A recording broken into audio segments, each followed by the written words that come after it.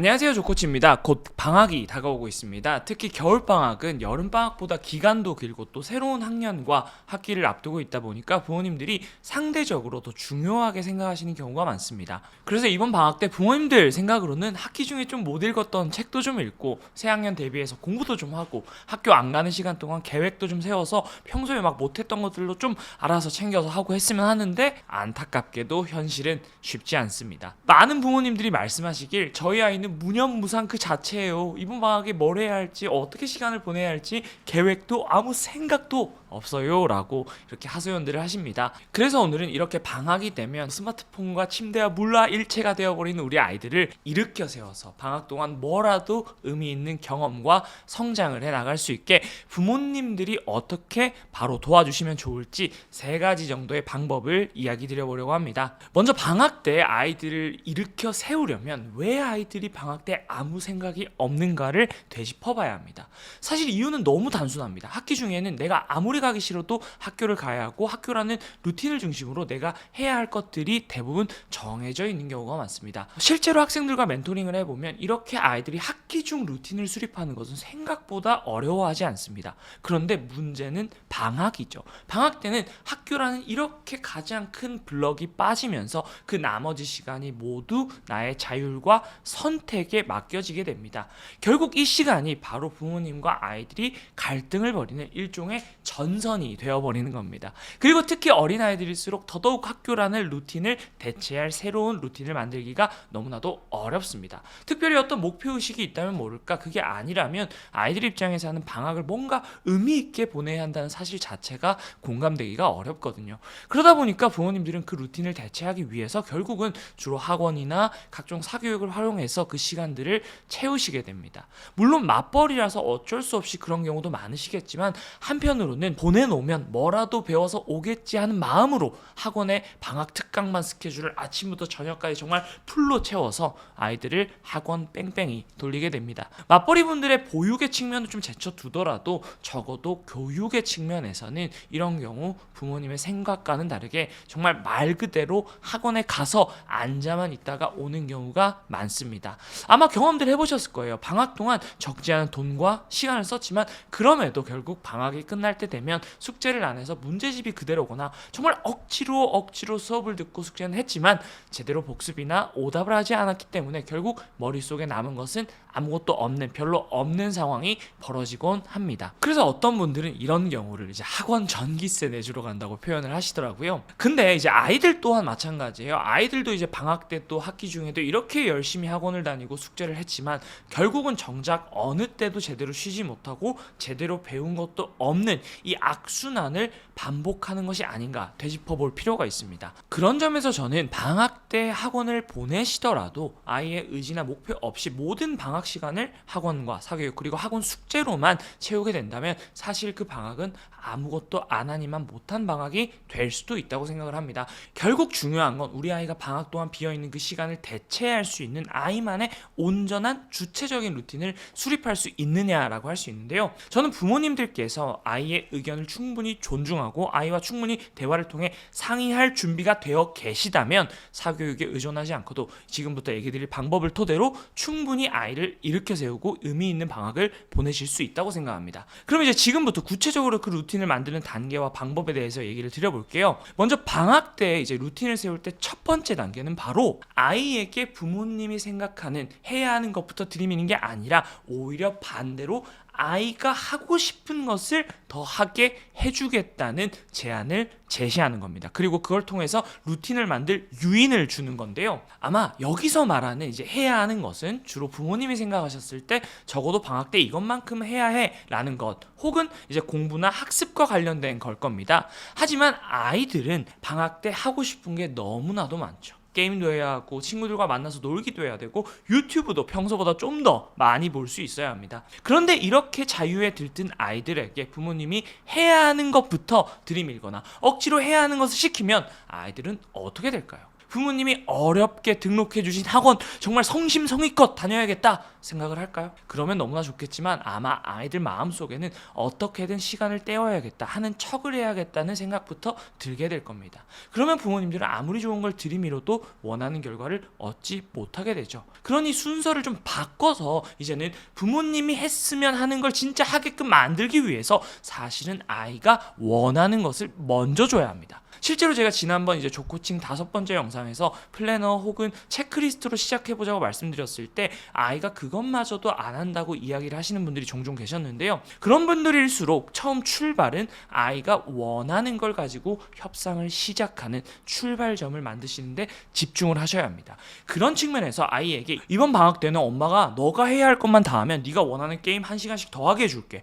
이번 방학 동안 우리가 세운 규칙만 잘 지키면 주말에 자유롭게 컴퓨터 하게 해줄게. 이런 말들을 들은 아이는 내가 원하는 것을 더 할 수 있다는 말에 귀를 쫑긋하게 될 겁니다. 그러면 그때부터 아이와 함께 앉아서 더 구체적인 이제 이야기의 진도를 나가보는 거예요. 근데 엄마가 생각했을 때 이번 방학 동안 이것만큼은 좀 해야 될 것 같은데 우리 아들 생각은 어때? 라고 한번 물어보는 거예요. 그러면 그 중에서 아이가 순순히 좀 받아들이는 것도 있고 반대로 이건 싫다, 절대 못한다 라고 말하는 것도 있을 겁니다. 이때는 부모님께서 유아책과 강경책을 적절히 섞어서 협상을 해주셔야 하는데요. 적어도 엄마는 이건 네가 꼭 해야 하는 거라고 생각하고 이 정도는 할 일을 해야 네가 아까 이야기한 자유시간을 누릴 자격이 있다고 생각해 라고 딱 잘라 이야기를 해주시되, 또 한편으로는 네가 이것만큼 해내면 방학 동안 결코 나는 너에게 약속한 것을 어기지 않을 거고 그 자유시간을 존중하겠어라는 확고한 메시지를 전해주셔야 합니다. 또한 이때는 사실 부모님들도 약간의 양보를 하실 필요가 있는데, 정말 죄송하게도 보통 부모님들께서는 아이가 할 수 있는 것보다 혹은 적정량보다 더 많은 것을 기대하고 요구하는 경우가 많습니다. 근데 그 기대를 접지 않고 양보를 하시지 않으면 이 대화와 협상은 더 이상 성립되기가 어렵습니다. 그러니 부모님들도 해야 한다고 생각하는 4-5가지 중 한두 가지 정도는 양보를 하셔야 해요. 냉정하게 한번 생각을 해보는 거예요. 늘 우리는 이제 4-5가지를 하게끔 시켰지만 결국 지나고 보면 어떤 것도 제대로 되지 않은 경우가 많았습니다. 그보다는 적어도 2-3가지라도 아이가 스스로 제대로 몰입해서 해내게끔 하는 게 훨씬 더 나은 거잖아요. 그렇게 이제 해야 하는 것과 하고 싶은 것을 정하고 나면 몇 시부터 몇 시까지 무엇을 얼만큼 할 것인지 일주일 단위로 시간 단위 루틴을 한번 정해보는 겁니다. 그래서 먼저 자는 시간, 학원 가는 시간, 밥 먹는 시간 이렇게 고정되어 있는 시간들을 쭉 뺀 다음에 나에게 남은 시간이 얼마나 있고 이 시간을 예를 들면 공부나 자유시간의 비중을 각각 얼마 둘지를 한번 정해보는 거예요. 그렇게 정해서 그 시간대별로 뭘 얼만큼 할지 한번 적어보는 겁니다. 그러면 이제 이 루틴은 뭐가 되는 거예요? 그때부터 바로 일종의 계약서가 되는 거죠. 정말로 아이와 함께 아이의 의사를 존중하여 합의의 과정을 거쳤다면 아이 본인이 선택했고 합의한 일이기 때문에 아이는 여기에 대해서 아무 말도 할 수가 없습니다. 실제로 저희 채널에 출연하셨던 서울대 삼형제 윤인숙 작가님이나 아빠의 교육법 저자 김석 작가님 모두 이 방법을 적극적으로 활용하셨다고 말씀을 하셨었는데요. 윤인숙 작가님은 아이들이 매일 쓰는 계획표로, 또 김석 작가님은 더 나아가서 구체적으로 아예 계약서까지 직접 쓰셔서 해야 할 것과 하고 싶은 것의 균형을 맞췄다고 말씀을 해주셨습니다. 그런 맥락에서 오늘 얘기 드리고 있는 이 시간표 루틴이 사실은 이 두 작가님이 말씀하신 일종의 계약서, 계획표이자 동시에 제가 지난번 조코칭에서 말씀드렸던 하나의 체크리스트가 되는 겁니다. 쉽게 말해서 무슨 요일 몇 시부터 몇 시까지 하기로 한 일들이 하나의 체크리스트 항목처럼 쓸 수 있게 되는 거죠. 이 지점에서 제가 이제 부모님들께도 부탁을 드리고 싶은 게 하나 있는데요.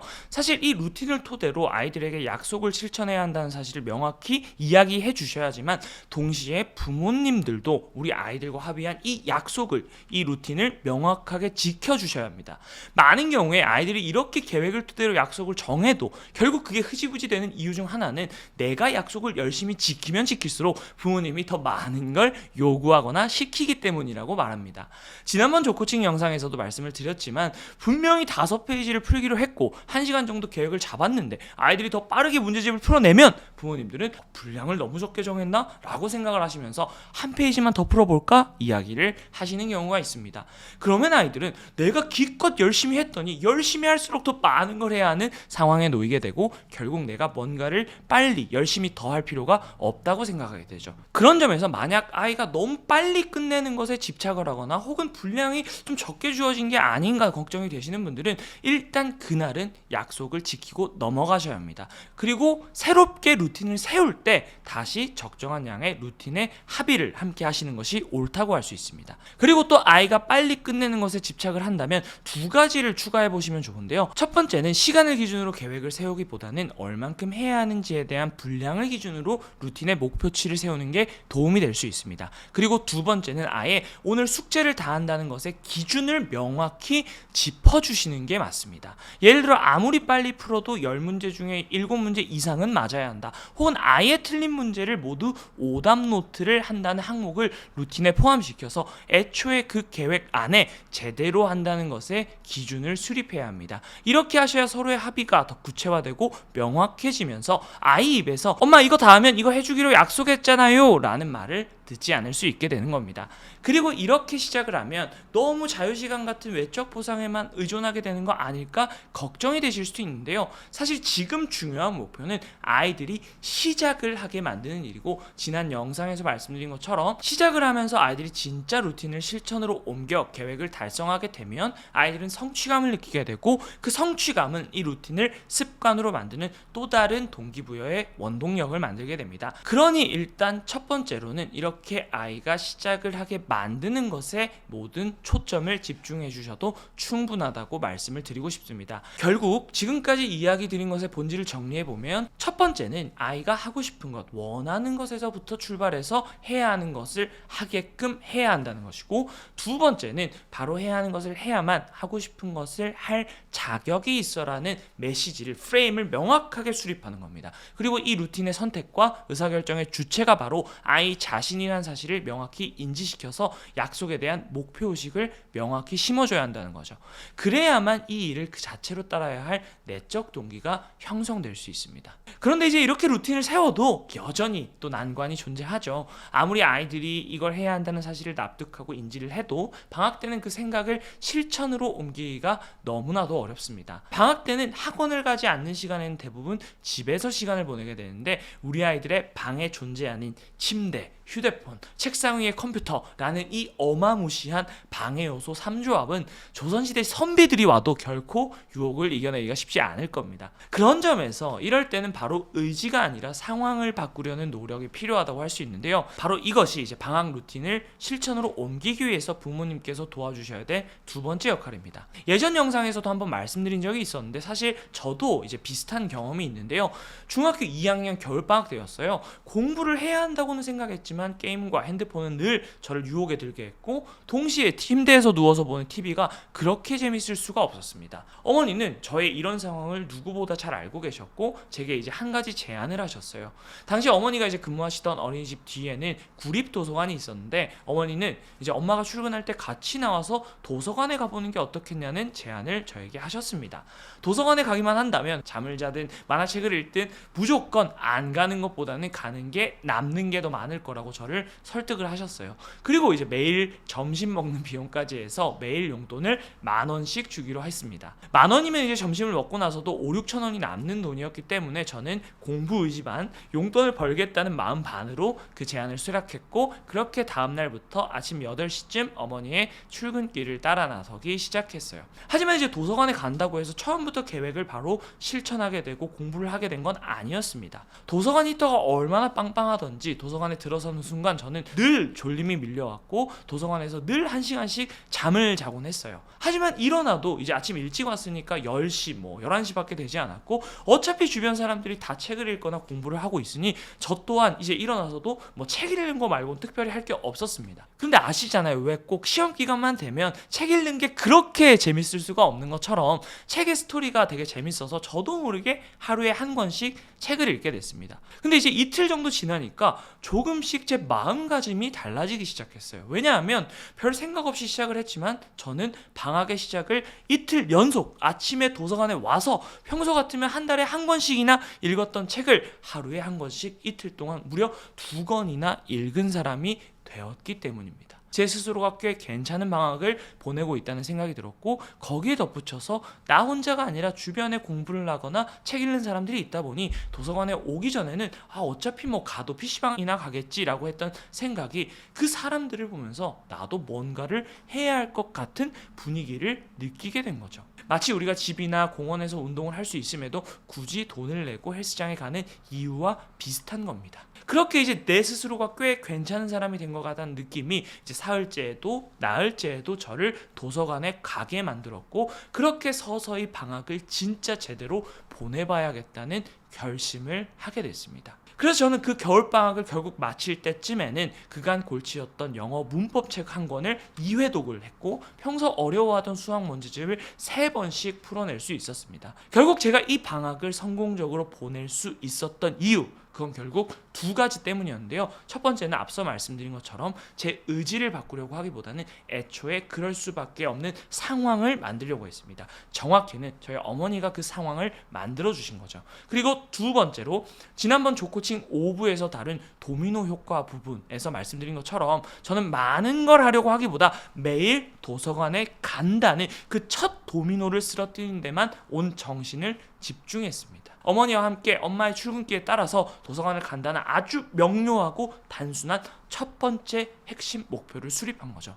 그리고 결국 도서관에 간다는 그 첫 도미노가 쓰러지니까 책을 읽고 나아가 스스로 필요한 공부를 한다는 그 뒤에 도미노들이 따라서 쓰러지게 된 겁니다. 그런 맥락에서 공부를 조금 해야 하는 학생이라면 제가 했던 것처럼 부모님이 출근할 때 함께 도서관이나 스터디 카페를 가거나 아니면 아예 부모님과 함께 가는 것이 도움이 될 수 있을 겁니다. 하지만 아이들마다 부모님마다 필요한 것이 다르고 상황이 다릅니다. 그래서 여기서는 부모님께서 고민을 아이와 함께 해보시면 좋을 것 같은데, 제일 중요한 건 결국 잔소리로 아이의 의지를 바꾸려고 하기보다 잔소리를 하지 않게 되는 상황과 환경을 찾고 만드는 데 집중을 하셔야 된다는 거예요. 그래서 이제 지금까지 방학 루틴을 만드는 법, 또 조금 더 실천 확률을 높이는 방법까지 2가지를 말씀드렸습니다. 마지막으로 지금까지 이야기를 드린 내용에도 불구하고 그것들마저도 어려워요 라고 생각하시는 분들이 계실 수도 있습니다. 그런 분들을 위해서 마지막으로 한 가지 제안만 더 드리고 오늘 영상을 마무리하겠습니다. 저는 이제 이번 방학 때 부모님들께서 기회가 되신다면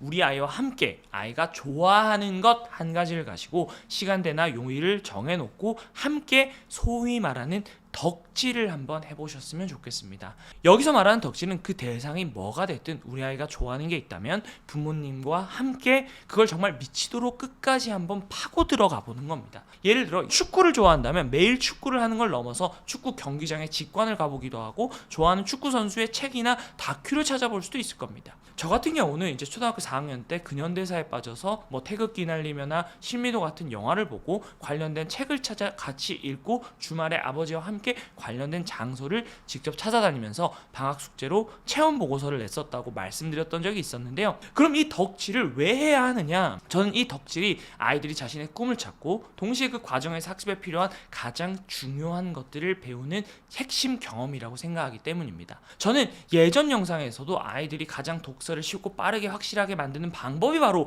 덕질이라고 이야기 드린 적이 있고, 또한 덕질하는 아이들에게는 몰입, 열정, 끈기라는 성공의 3가지 DNA가 있다고 세바시 강연에서 이야기한 바 있습니다. 또한 덕질을 수행하는 사람이 자신만의 동기를 가지고 자신만의 방법으로 누가 시키지 않아도 매일같이 그걸 실천한다는 점에서 사실 가장 완벽한 학습의 모델이라고 할 수 있습니다. 그리고 이 과정에서 아이들은 내가 좋아하는 걸 더 좋아하고 잘하게 되려면 어떻게 해야 하는지 문제 해결 능력을 배우고 진짜 원하는 목표를 이루는 길을 찾는 방법을 터득하게 됩니다. 그리고 그 과정에서 아이들은 내가 좋아하는 것에 대해서 읽고 쓰고 말해보는 경험을 가질 수도 있죠. 좋아하는 축구 선수의 책을 읽고 또 내가 좋아하는 것에 대해서 일기를 쓰거나 블로그를 써볼 수도 있을 겁니다. 또 이 경험을 가지고 나중에 상황에 따라 뭔가 내 얘기를 발표해야 될 수도 있을 텐데요. 결국 내 생각을 글과 말로 표현할 기회가 있을 때 써먹을 수 있는 아주 단단하고 확실한 나만의 컨텐츠를 쌓게 되는 거죠. 여기에 덧붙여서 저는 덕질이 2가지 측면에서 아이들에게 큰 힘을 줄 거라고 생각합니다. 첫 번째는 바로 자신감인데요.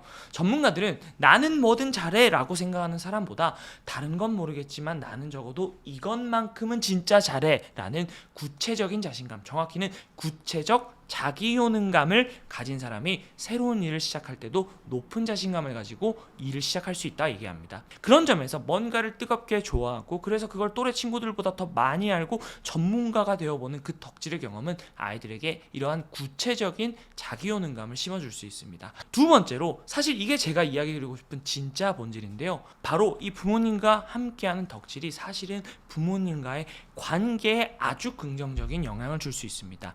부모님에게 지지받는 직접적인 경험을 우리 아이들이 할 수 있게 되죠.